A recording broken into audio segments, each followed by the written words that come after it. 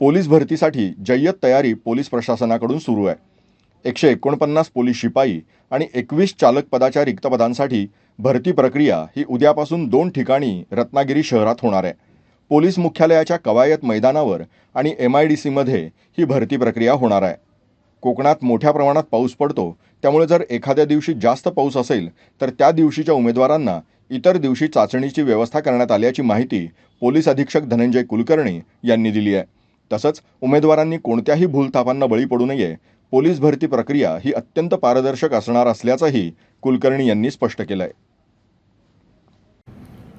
दिनांक 19 जून 2024 पासून रत्नागिरी जिल्हा पोलीस दलासाठी पोलीस भरती प्रक्रिया राबवण्यात येणार आहे. या भरती प्रक्रियेसाठी एकूण 170 पदांसाठी ही प्रक्रिया घेतली जाणार आहे, ज्याच्यामध्ये 149 पोलीस कर्मचारी, 21 ड्रायव्हर अशी भरती घेतली जाणार आहे. यामध्ये 5 बँड्समनसुद्धा भरती केली जाणार आहेत. ही भरती प्रक्रिया राबवण्यासाठी आम्हाला एकूण 8,713 उमेदवारांनी अर्ज दाखल केलेले आहेत आणि ह्या 8,713 उमेदवारांची मैदानी चाचणी उद्यापासून सुरू होत आहे. ह्यासाठी सुरुवातीला आम्ही 300 उमेदवार 2 दिवस बोलवले आहेत. त्यानंतर दररोज 500 उमेदवार मैदानी चाचणीसाठी निमंत्रित केलेले आहेत. हे सर्व करत असताना आम्ही सर्व प्रकारे खबरदारी घेतलेली आहे, जेणेकरून कुठल्या प्रकारचा व्यत्यय त्या मैदानी चाचणीला येणार नाही. मैदानी चाचणी आणि सर्व प्रक्रिया जी आहे ते आपलं जे पोलीस मुख्यालयाचं मैदान आहे त्या ठिकाणी होणार आहे. त्यातला जो 1600 मीटर धावण्याचा जो प्रकार आहे तो मात्र MIDCमध्ये एक ट्रॅक आहे त्या ठिकाणी घेतला जाणार आहे. मी भरतीसाठी येणाऱ्या सर्व उमेदवारांना आपल्या वतीनं आवाहन करू इच्छितो की त्यांनी कुठल्या प्रकारच्या भूलथापांना बळी पडू नये, कुठल्या प्रकारच्या आमिषाला बळी पडू नये.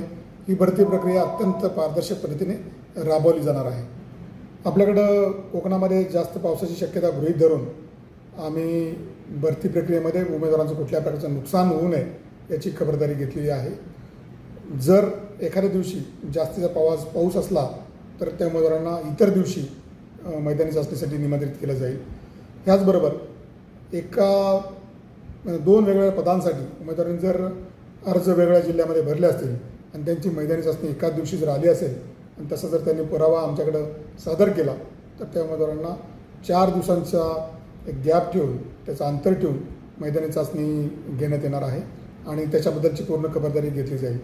त्याच्यामध्ये उमेदवारांना कुठल्याही प्रकारची अडचण असेल तर त्या अडचणी सोडवण्यासाठी आमच्याकडे एक हेल्प डेस्क आम्ही तयार केलेला आहे. तिथे उमेदवारांना मार्गदर्शन केलं जाईल, त्यांना मदत केली जाईल आणि त्यांच्या अडचणींची जी काही सोडवणूक असेल त्या करण्यासाठी प्रयत्न केले जातील. धन्यवाद.